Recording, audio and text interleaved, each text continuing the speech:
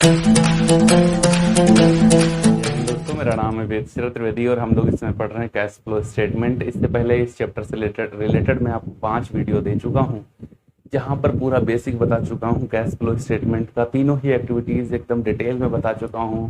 Operating activity, investing activity और financing activity कैसे calculate की जाती है, उसके साथ साथ कंप्लीट फॉर्मेट AS3 के अकॉर्डिंग आपको बता चुका हूं। और एडजस्टमेंट का रिलेटेड वीडियो भी मैं आपको दे चुका हूं, जहां पर मैंने बताया है कि कैश फ्लो स्टेटमेंट में कौन कौन सी एडजस्टमेंट का हमें ध्यान रखना होता है।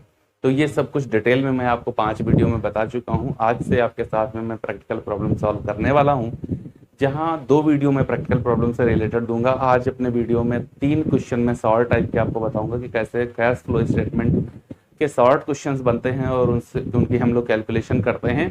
और उसके बाद में अगला वीडियो जो दूंगा उसमें एक लॉन्ग क्वेश्चन करूंगा, तीनों एक्टिविटीज से रिलेटेड मैं आपको बताऊंगा कि कैसे क्वेश्चन को सॉल्व किया जाता है।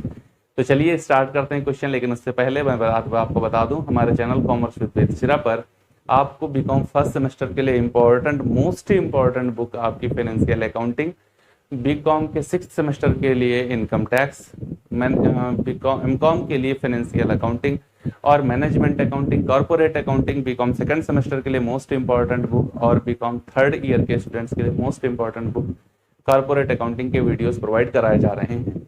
अगर आप इनके लाभार्थी हैं कहीं पर तो फिर प्लेलिस्ट का लिंक डिस्क्रिप्शन बॉक्स में दिया है, आप बाद में जाकर के उनको देख सकते हैं। चलिए स्टार्ट करते हैं आज से अपना पहला क्वेश्चन इस प्रकार से दिया गया है, the following is the position of current assets and current liability of x limited.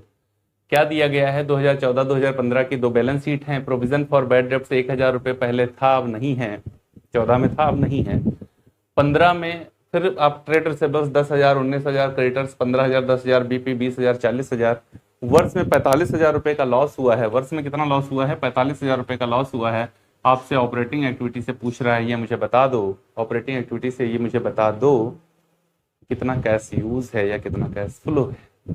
ठीक है, तो देखिए क्वेश्चन के अंदर ऑपरेटिंग एक्टिविटी स्टार्ट करने से पहले सबसे पहले ये बताओ, ऑपरेटिंग एक्टिविटीज में डायरेक्ट या इनडायरेक्ट कौन सा मेथड लगाएंगे? तो इनडायरेक्ट मेथड लगाएंगे। डायरेक्ट मेथड का कुछ है नहीं। ठीक है ना। हमको करंट ईयर का प्रॉफिट या लॉस चाहिए, वो दिया हुआ है। ओके, उसके बाद में ये देखो सब करंट एसेट्स या करंट लायबिलिटीज दी हुई है। ठीक है ना। नॉन कैश है, नॉन ऑपरेटिंग, ना तो इनकम है ना तो प्रॉफिट है, कुछ नहीं है। तो अगर शॉर्ट में बताना चाहें, बहुत जल्दी में बताना चाहें तो बता सकते हैं, लेकिन मैं बहुत जल्दी वाला तो मेथड नहीं बताऊंगा, मैं तो सॉल्व करके ही बताऊंगा आपको। बाद में बता दूंगा कि कैसे बहुत जल्दी भी कर सकते थे। तो देखिए ऑपरेटिंग एक्टिविटी से जब हम लोग कैश फ्लो कैलकुलेट करना चाहेंगे तो सबसे पहले क्या करेंगे, हमको प्रॉफिट चाहिए, है ना। ऊपर हेडिंग डालते हैं calculation of cash flow from operating activities फ्ला फ्ला। ठीक है ना। सबसे पहले देखेंगे हमको प्रॉफिट या लॉस चाहिए था, तो यहां पर है loss for the year. For the year कितना है लॉस हमारा? 45,000 रुपए का लॉस है। ठीक, 2 कॉलम बनते हैं। 45,000 रुपए का लॉस है। कोई हमारे पास नॉन कैश है, नॉन ऑपरेटिंग इनकम नहीं है, कोई नॉन कैश है, नॉन ऑपरेटिंग एक्सपेंस नहीं है। ठीक, वैसे अदरवाइज हम लोग ऐड करते हैं non cash and non operating expenses, है नहीं। लेस करते हैं non cash and non operating income, है नहीं। तो फिर यहां पर डैश करके फिर से ये 45,000 का टोटल हमारा आ जाएगा। इसको कहते हैं cash flow, cash flow before change in working capital. ठीक है ना। अब देखो वर्किंग कैपिटल में जो चेंज होता है वो इफेक्ट पहुंचाता है। क्या इफेक्ट पहुंचाता है? तो ऑपरेटिंग एक्टिविटी का जो तीसरा वीडियो मैंने आपको दिया हुआ है ओवरऑल, और दूसरा वीडियो ऑपरेटिंग एक्टिविटी का, वहां देखो बहुत डिटेल में समझाया है। वहां क्या करते हैं, अगर हमारी करंट एसेट्स डिक्रीज हो रही होती है तो उसको ऐड कर लेते हैं, और करंट लायबिलिटी अगर हमारी इंक्रीज हो रही होती है तो ऐड करते हैं। अगर हमारी करंट लायबिलिटी डिक्रीज हो रही है या करंट एसेट्स इंक्रीज हो रही है तो उसको माइनस करते हैं। तो उसी के आधार पर हम लोग देख लेंगे। अब हमको क्या करना है, यहां पर देखो add decrease in current assets and increase in current liability. तो करंट एसेट्स देखो क्या कोई हमारी डिक्रीज हुई है? करंट एसेट्स इसमें है कौन सी? ट्रेड रिसेबल्स हैं केवल। क्या है? ट्रेड रिसेबल्स। और बहुत अच्छा क्वेश्चन है, मैंने आपको बताया था कि जो प्रोविजन फॉर डाउटफुल डेब्ट्स होता है उसको हम लोग हटा देते हैं, कैलकुलेशन में शामिल ही नहीं करते हैं। तो यहां लिखा 10,000 है, लेकिन इसको पढ़ेंगे कितना? 9,000। तो देखो क्या मेरी कोई करंट एसेट्स डिक्रीज हुई है? करंट एसेट्स एक ही थी और वो भी हुई है इंक्रीज, तो डिक्रीज कुछ नहीं हुआ, कुछ भी डिक्रीज नहीं हुआ। करंट लायबिलिटी देखो क्या कोई करंट लायबिलिटी है जो इंक्रीज हुई है? देखो क्रेडिटर्स पहले 15 थे, अब 10 हैं, डिक्रीज हो गए। बीपी पहले 20 था, अब 40 है, ये इंक्रीज हो गया। क्या इंक्रीज हो गया? बीपी जो था वो इंक्रीज हो गया। तो यहां पर बीपी आ जाएगा कितना? 20,000 रुपए। ठीक है, बीपी का मतलब ब्लड प्रेशर नहीं है, बीपी का मतलब है यहां पर बिल्स पेबल। तो ये हमारा देखो, ये तो लॉस था, ये माइनस में था, ये माइनस की वैल्यू है। अब 45 में हम अगर 20,000 जोड़ेंगे प्लस का तो कितना बचेगा? ये 25,000 रुपए हमारा लॉस रह जाएगा। 20,000 लॉस पूरा हो जाएगा, 25,000 भी माइनस में है। अब यहां पर लेस करते हैं, less decrease in current liability and increase in current assets. अगर करंट एसेट्स कुछ इंक्रीज हुआ है तो जोड़ेंगे, और करंट लायबिलिटी हमारी डिक्रीज हुई है तो घटाएंगे। तो देखो हमारा ट्रेड रिसेबल्स पहले 9 था, अब 19 है, बढ़ गया था ना। और यहां पर अगर करंट एसेट्स हमारी इंक्रीज होती है तो क्या करते हैं? लेस कर देते हैं। तो ट्रेड रिसेबल हमारा कितना हो गया? 9 और 2 19, ये 10,000 रुपए से हमारा ट्रेड रिसेबल जो है वो बढ़ गया है। ठीक है, क्रेडिटर्स पहले 15 थे, वो 10 रह गए हैं, तो ये घट गया है। तो क्रेडिटर्स ये कितना? 5,000 रुपए से ये डिक्रीज हो गई है। ठीक, तो 5 और 10 कितना हो गया? 25। तो 5 और 10 हो गया हमारा 15। ठीक है, 25,000 ये पहले से माइनस में था, उसमें से 15,000 हम और माइनस करेंगे। 25,000 माइनस के थे, उसमें से 15 और माइनस करेंगे, तो ये कुल मिलाकर के 40,000 रुपए माइनस में आ जाएगा। और यही हमारा आंसर होगा, cash use from operating activity, ये हमारा आंसर हो गया। अब देखो अगर आपको ये वाला फंडा पता होता, ये वाली चीज पता होती है ना, ये वाली चीज अगर आपको पता होती तो फटाक से आप आंसर सीधा निकाल देते, 2 मिनट नहीं लगते आपको। तो कुल मिलाकर मेरा क्या कहने का मतलब है कि आप हमेशा बेसिक कॉन्सेप्ट पर फोकस करें। बेसिक कॉन्सेप्ट क्लियर होगा तो क्वेश्चन फटाफट आपके लग जाएंगे। उम्मीद है ये वाला क्वेश्चन जो बहुत ही इजी या थोड़ा सा ना भी इजी, क्यों? क्योंकि आप इसको इग्नोर नहीं मारते, मेरा कहना मानिए, आप पक्का है इग्नोर नहीं मारते। सोच के देखो, क्या आप इसको इग्नोर कर देते? अपनी कैलकुलेशन में नहीं इंक्लूड करते? नहीं करते। एक्चुअली एग्जाम में बच्चा जब बैठता है ना, तो उसको जितनी भी वैल्यूज दी होती है उसको लगता है कि इन सब का यूज करना है, नैतिक जिम्मेदारी है हमारी, और सभी का यूज करने के चक्कर में फिर वो क्वेश्चन गलत हो जाता है। तो सभी वैल्यूज का यूज नहीं करना है, और करना भी है तो कैसे? हर चीज को जोड़ना नहीं होता है। देखो यहाँ पर आपका बैड डेब्ट्स जो है, प्रोविजन जो आपने कर लिया है, वो ट्रेड रिसेबल्स को माइनस कर देता है, घटा देता है ना, क्योंकि डेटर्स ही तो होते हैं ट्रेड रिसेबल्स, है ना, तो उसको कम कर देता है। तो ये ऐसे सॉल्व कर लिया जाएगा। उम्मीद है क्वेश्चन समझ में आ गया होगा। चलिए देखते हैं। A company had following balance, एक कंपनी है उसके पास निम्न बैलेंस हैं। फॉलोइंग बैलेंसेस कौन कौन से हैं? Investment at the beginning of the year 34,000 और एंड ऑफ द ईयर 28,000। जब वर्ष प्रारंभ हो रहा था तो उसके पास में 34,000 रुपीज का इन्वेस्टमेंट था, और वर्ष समाप्त होते होते उसके पास 28,000 रुपए का इन्वेस्टमेंट बचा हुआ है। During the year company had sold 40% of its investment held in the beginning of the year. Held in the beginning of the year, वर्ष के प्रारंभ में जो उसके पास इन्वेस्टमेंट था उसका उसने 40% बेच दिया है। At a profit of rupees 8,400, 8,400 रुपए के प्रॉफिट पर उसने इन्वेस्टमेंट का एक पार्ट, 40% का पार्ट बेच दिया है। इन्वेस्टिंग एक्टिविटी से आपसे पूछ रहा है, बताइए कैश फ्लो कितना होगा? समझ गए ना? क्वेश्चन समझ गए? एक कंपनी है, उसके पास प्रारंभिक और अंतिम बैलेंस है। इन्वेस्टमेंट का प्रारंभिक बैलेंस था 34,000, एंड का बैलेंस है 28,000, है ना? हाँ जी। कंपनी ने वर्ष के अंदर जो अपना उसका ओपनिंग बैलेंस था उसकी 40% वैल्यू को 8400 रुपए का लाभ लेकर के बेच दिया है। आपसे पूछा जा रहा है कैश फ्लो और यूज फ्रॉम इन्वेस्टिंग एक्टिविटी हमको बता दीजिए। तो देखिए सबसे पहले आपको कैलकुलेशन कैसे करना पड़ेगा। पहले ये देखो, कॉस्ट ऑफ सेल, क्या देखना पड़ेगा आपको? Cost of sale of investment, जो इन्वेस्टमेंट बिका है उसकी कॉस्ट क्या थी, तो 34,000 रुपए का इन्वेस्टमेंट था ना जो बिका था। कितना इसका पार्ट बिका है? 40% बिका है। 2 जीरो ये कटे, 1 जीरो ये घटा, ये जीरो ये घटा, 4 जीरो में जीरो, 4 जीरो में जीरो, 4 चक्कू 16, 4 तियां 12, 1 13। कितनी कॉस्ट थी उसकी? 13,600 रुपए की कॉस्ट का प्लांट इन्वेस्टमेंट इसने बेचा है। प्रॉफिट उस पर कितना लिया? एड प्रॉफिट कितना हुआ? 8,400 रुपए का प्रॉफिट हुआ। तो कुल मिलाकर के 6 4 10, 8 4 12 और ये 22,000 रुपया पर उसको सेल किया गया है। सेल कितने पर किया गया है? जो आपको 13,600 रुपए का प्लांट है उस पर 8,400 रुपए का प्रॉफिट भी लिया गया है, ऐसा क्वेश्चन में ये देखो कहा जा रहा है। तो ये 22,000 रुपए में बेचा गया है। अब आपको कुछ नहीं करना है, बहुत बस तुरंत तुरंत क्या करना है? अकाउंट बना लेना है। मैंने बताया था cash flow statement, fund flow statement में कहीं पर किसी भी असेट्स के साथ कुछ भी हो उसका अकाउंट बना लेना, क्वेश्चन लग जाएगा। तो हम क्या करेंगे? अब इन्वेस्टमेंट अकाउंट बना देंगे फटाफट। कौन सा अकाउंट बना देंगे? इन्वेस्टमेंट अकाउंट बना देंगे फटाफट।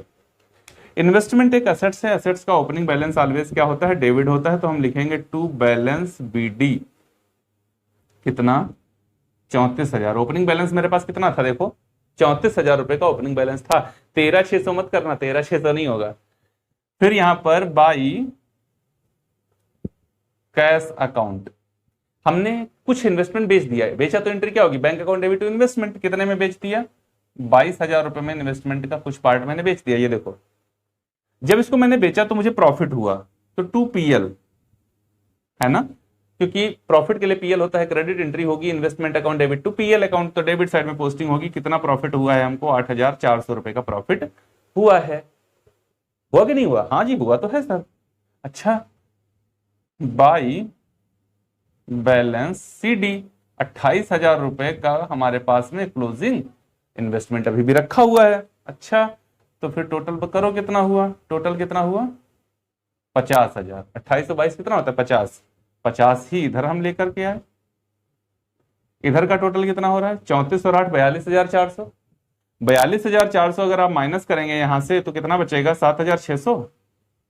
6 4 10, 8 7 15 4 19 1 20, 3 2 5, 7,600। ये क्या हो गया? To cash account. अब यहां कैश अकाउंट का मतलब क्या है? यहां की कैश अकाउंट का मतलब है हमने इन्वेस्टमेंट को क्या किया? परचेज कर लिया। परचेज कर लिया। अब क्वेश्चन सॉल्व हो गया। इन्वेस्टिंग एक्टिविटी में जाओ, इन्वेस्टिंग एक्टिविटी में जाइए, है ना, cash flow from investing activity हमने क्या किया है? Sell of investment. कितने में बेचा है? 22,000 रुपए में इन्वेस्टमेंट हमने बेचा है। और परचेज ऑफ इन्वेस्टमेंट,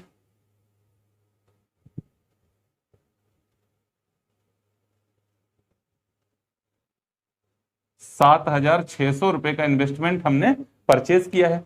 तो जब परचेज करेंगे तो ये यहां से हमारा कैश का आउटफ्लो हो जाएगा और बेचेंगे तो कैश का इनफ्लो हो जाएगा।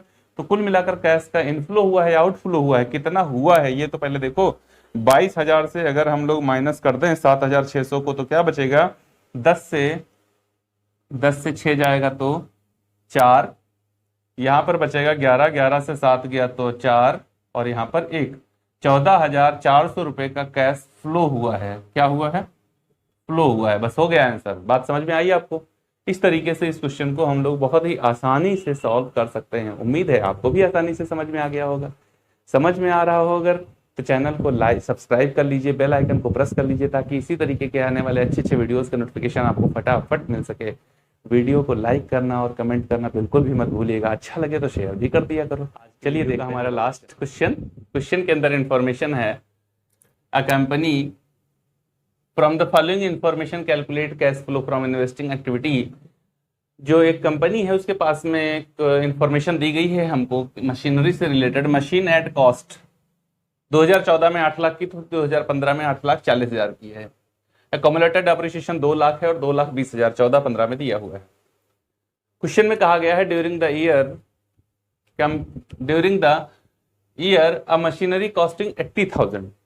वर्ष में कितने रुपए की लागत की मशीनरी? 80,000 रुपए की लागत की मशीनरी विद एक्यूमुलेटेड डेप्रिसिएशन 48,000, जिस पर की हरास कितना है? 48,000 रुपए का है, उसको 40,000 रुपए में बेचा गया है। और इस पूरे ही कार्यक्रम से हमको इन्वेस्टिंग एक्टिविटी से कैश फ्लो या यूज बताना है। तो चलिए देखते हैं। सबसे पहले देखो cost of assets. Cost of assets जो बेची गई है वो कितने की है? 80,000 रुपए की है। कॉस्ट कितनी है? 80,000। इस पर डेप्रिसिएशन, एक्यूमुलेटेड डेप्रिसिएशन कितना है? 48,000 है। तो अगर मैं इसको हटा दे रहा हूं तो असेट्स कितने की बचती है? 32,000 की बचती है। तो इसकी WDV क्या है? रिटर्न डाउन वैल्यू क्या है? 32,000 है। लेकिन ये 32,000 वाली एसेट्स सोल्ड कितने पर करी जाती है? तो इसकी सेल करी जाती है 40,000 रुपए पर। तो ये 8,000 रुपए यहां पर क्या हो रहा है? प्रॉफिट ऑन सेल है। ये क्या है? प्रॉफिट ऑन सेल है। ये कैलकुलेशन समझ में आई आपको? भाई 80,000 रुपए की एसेट्स है जिस पर 48,000 का डेप्रिसिएशन है, तो एसेट्स तो 32,000 की है एक्चुअली। अब 32,000 वाली एसेट्स आप 40,000 में बेच रहे हो, तो 8,000 रुपए का खुला खुला सीधा सीधा प्रॉफिट आप ले रहे हो। बात समझ में आ गई? हाँ जी सर, समझ में आ गई। अगर ये समझ में आ गई तो फिर क्वेश्चन आसान हो गया है। लेकिन क्वेश्चन की एक विशेष बात है, उसको याद रखिएगा। हम लोग एक्यूमुलेटेड डेप्रिसिएशन का यूज नहीं करेंगे। क्यों नहीं करेंगे? क्योंकि मशीनरी एट कॉस्ट दी है। बहुत कंफ्यूजिंग पॉइंट। आप यूज करते ही करते, पक्का यूज करते क्वेश्चन गलत हो जाएगा। मशीन जब कॉस्ट पर ही दी है, इसका मतलब है डेप्रिसिएशन घटाने के बाद इसकी वैल्यू दी हुई है। जब कभी भी एक्यूमुलेटेड डेप्रिसिएशन दिया हो और मशीनरी या एसेट्स एट कॉस्ट दी हो, तो हम लोग एक्यूमुलेटेड डेप्रिसिएशन का यूज नहीं करते। या फिर आपका ये वाली वैल्यू आपकी ब्रैकेट में दी होती तो यूज कर लेते। इसका मतलब है कि ये इसको घटा रही है वैल्यू। ऐसा कुछ भी नहीं है, तो यूज नहीं करेंगे। अब सीधी सीधी बात है, आप असेट्स अकाउंट बना लो, क्वेश्चन आपका लग जाएगा। क्या करना है आपको? मशीन अकाउंट बना लो, मशीन अकाउंट बना लो, बस क्वेश्चन लग जाएगा। फॉर्मेट नहीं बना रहा हूं, फॉर्मेट बहुत बता चुका हूं, अब नहीं बताऊंगा। मशीन एक असेट से, इसका ओपनिंग बैलेंस ऑलवेज क्या होता है? डेबिट होता है। तो टू बैलेंस BD कितना? 8 लाख रुपए की मशीनरी आपके पास ओपनिंग में थी। ठीक है। बाई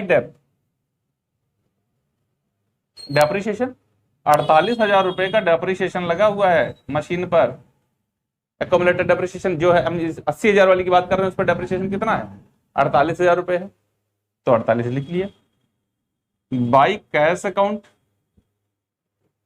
हमने उसको बेच दिया। कितने में बेच दिया? तो 40,000 में बेच दिया। ठीक। अब 40 वाली एसेट्स, 32 वाली एसेट्स हम 40 में बेच रहे हैं, तो प्रॉफिट हुआ। प्रॉफिट हुआ तो डेबिट साइड में लिखोगे 2PL अकाउंट। कितना प्रॉफिट हुआ है आपको? 8,000 रुपए का प्रॉफिट हुआ है। देखो ये dual accounting, dual entry system या डुअल एस्पेक्ट कॉन्सेप्ट जो है इतना बेहतरीन है, सब कुछ बराबर कर देता है। देखो 48-40 कितना हुआ? 88 हुआ। जबकि हम 80 की बात कर रहे थे, तो इधर 88 लिखा है तो 8 इधर लिख दो, 80-80 बराबर हो गया। सब कुछ ऐसे चलता है। ठीक है, हो गया? हाँ जी सर, हो गया। अब उसके बाद कुछ नहीं करना, बैलेंस ले लो इधर। बाई बैलेंस CD कितना? 8,40,000। कितना बैलेंस? 8,40,000। चलो टोटल करके बताओ कितना होगा ये। तो 8,40,000 और 40, 8,80,000 और 40, 9,20,000, 9,28,000 रुपए का ये हमारा टोटल इधर बनेगा। कितना बनेगा? 9,28,000। इसको यहां पर लेकर के आएंगे 9,28,000 और उसमें से माइनस करेंगे 8,08,000। तो 8,08,000 माइनस करोगे 9,28,000 से, तो ये बचेगा 1,20,000। इसको कहेंगे टू कैश अकाउंट। यहां के कैश अकाउंट का मतलब क्या होता है कि आपने एसेट्स को क्या किया है? परचेज कर लिया है। क्या किया है? परचेज किया है। अब क्वेश्चन लग गया यार, सीधा सीधा काहे ज्यादा बवाल बनाएंगे। एक इन्वेस्टिंग एक्टिविटी में जाएंगे, इन्वेस्टिंग एक्टिविटी में जाएंगे, हम लोग क्या लिखेंगे? Purchase of machine. हमने कितने रुपए की मशीन खरीद ली? 1,20,000 रुपए की मशीन खरीदी। तो यहां से कैश का क्या हुआ? आउटफ्लो हुआ। और सेल ऑफ मशीन, कितने की मशीन बेची? तो देखो यहां पर हमने 40,000 की मशीन बेची थी, तो 40,000 की मशीन हमने बेची है, तो ये इनफ्लो हुआ। अब आउटफ्लो इनफ्लो दोनों में देखो क्या ज्यादा है, तो आपका आउटफ्लो जो है वो ज्यादा है। इस वजह से आपका कैश यूज हो जाएगा। यहाँ पर क्या हो जाएगा, cash use from investing activities. 1,20,000 minus में हो, 40 ही पॉजिटिव है, तो आपका 80,000 रुपये cash use from investing activity हो जाएगा। उम्मीद है आप शॉर्ट क्वेश्चन ये बेहद आसानी के साथ सरलता पूर्वक समझ सके होंगे। अगर वीडियो अच्छा लगा है तो लाइक करें, अपने दोस्तों के साथ में साझा करें, कमेंट बॉक्स में आकर के कमेंट करके मुझे आप जरूर बताएं कि आपको हमारा पढ़ाने का तरीका कैसा लगता है, चीज़ें आपको समझ में आती हैं या नहीं समझ में आती हैं। अगर वीडियो अच्छा लगता है, हमारा कंटेंट अच्छा लगता है, तो चैनल को सब्सक्राइब कर लीजिए, बेल आइकन को प्रेस कर लीजिए, ताकि आने वाले वीडियोस का नोटिफिकेशन आपको आसानी के साथ मिल सके। हम लोग मिलेंगे अपने अगले वीडियो में, वहां पर देखेंगे एक लॉन्ग फॉर्मेट में पूछा जाने वाला क्वेश्चन, जो कि आपके एमकॉम स्टैंडर्ड्स के स्टूडेंट्स और सीबीएसई बोर्ड 12th स्टैंडर्ड के स्टूडेंट्स के लिए मोस्ट इंपॉर्टेंट क्वेश्चन बनता है। चलिए मिलते हैं अगले वीडियो में, तब तक के लिए जय हिंद दोस्तों।